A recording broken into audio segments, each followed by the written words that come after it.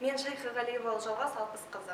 Лев Николаевич Толстой атындағы Қостанай облыстық әмбебап ғылыми кітапханасының әдіскерімін. Ұлы Хакім Абайдың 175 жылдығына арналған Қостанай Абайды оқиды атты жобасını жалғастырамын. Абай Құнанбаев, 23 қара сөз.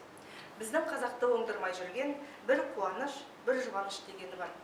Оның қуанышы елде бір жаман адамды тауып, я бір адамның бұл өзі қылмаған жаманшылығы шықса қуанады, айтады, Құдай бәлешеден сақтасын. О да адамы деп жүр ғой. Оның қасында біз сәулелі кісінің білемеспіз бе? Оған қарағанда мен таза кісі емеспін бе деп. Оған Құдай тағала айтып па, сен бәлешеден тәуір болсаң болады деп. Я білгендер айтып па, әйтеуір өзіңнен наданшылығы асқан, я жаманшылығы артылған кісі табылса, сен жаманға қосылмайсың деп. Жаманға салсып жақсы бола ма? Жақсыға салсып жақсы болады дағы. 100 ат бәйгеге қосылса, мен бәйге алдым деген сөз болады.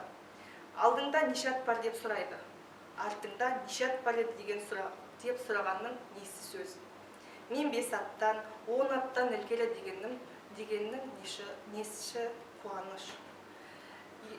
Енді жұбанышы жалғыз біз бе? Елдің бәрі сөйтіп ақ жүр ғой. Көппен көрген ұлы той, көппен бірге болсақ болады деген сөзді жұбаныш қылады. Оған Құдай тағала айтып па, көптен қалмасам болады деп. Көпке қаһарым жүрмейді деп. Көпке тұзағым өтпейді деп пе? Ғылым көпке келіп пе? Біреуден тарап па? Хикмет көптен тарай ма, бірден тарай ма?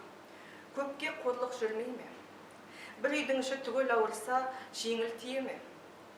Жер білмеген көп адам адасып жүрсе, бір жер білетұғын кісінің керегі жоқ па? Жұт келсе, елдің бәрінің түгел жұтағаны жақсы ма, жарым жартысы аман қалғаны жақсы ма?